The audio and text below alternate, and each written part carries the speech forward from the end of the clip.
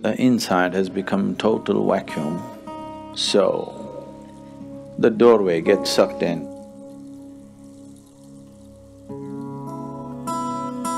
Another way of opening the third eye is you contain everything inside. The first way of doing is the best way of doing.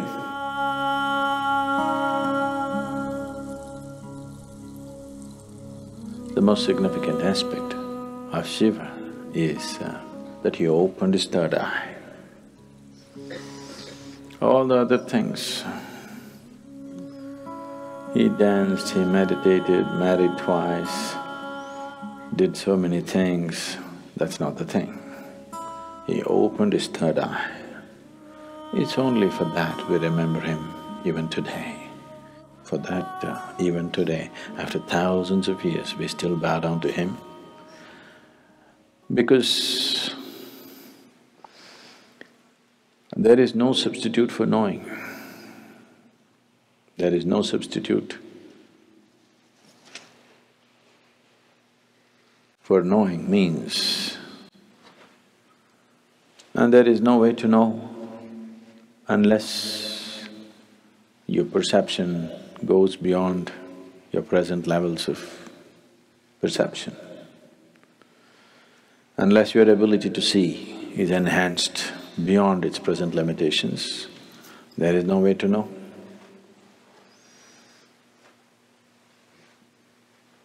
To know is to be free. So, Siva is significant for us not because he's wrecked in Himalayas, not because he played with snakes, not because of this or that, because he opened his third eye. He perceived what most human beings fail to perceive. What is unseen for a large segment of humanity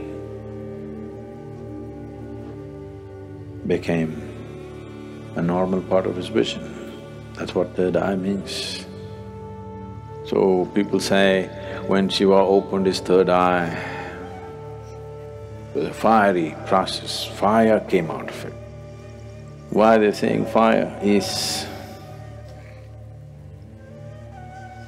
because within himself, he burnt everything that he thought mattered to him. He became like a fire chamber, like a kiln, that within himself he burnt everything that can be burnt, and then from every pore of his body, instead of sweat and blood coming, ash came out. Why? Shiva is always depicted as ash smeared. He didn't go about smearing ash. Ash came out of his pores. This is to indicate that he has burnt it all. He has burnt every shred of ignorance, everything that one believes as true, he burnt.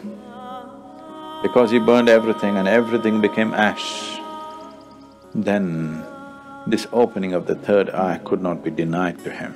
When it opened, people saw fire because the inner chamber was burning. There are two ways of opening the eye. One way is the inside has become total vacuum, so the doorway gets sucked in and naturally has to open. The doorway becomes limp and falls inward because there is nothing. He simply burnt not only his thought, not only his emotion, not just his relationships and possessions, he's just burnt his very being. The individual being is completely burnt out and there's a total vacuum, so the door fell inward and it's open. So people saw fire because it was burning still.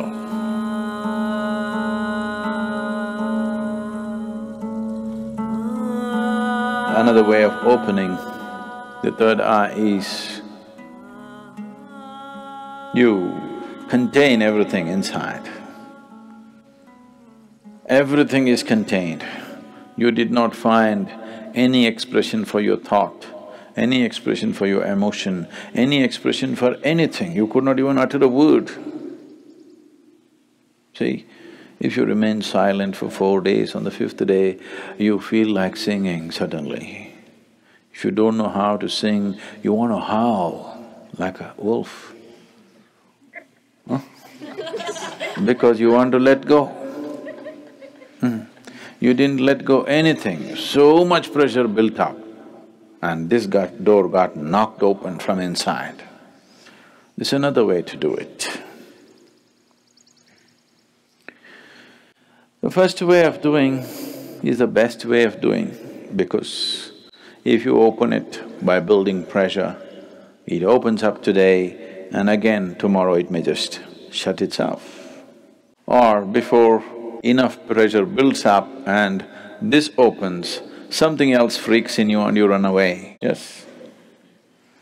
Because the pressure builds up in such a way, if you have to hold it, you need…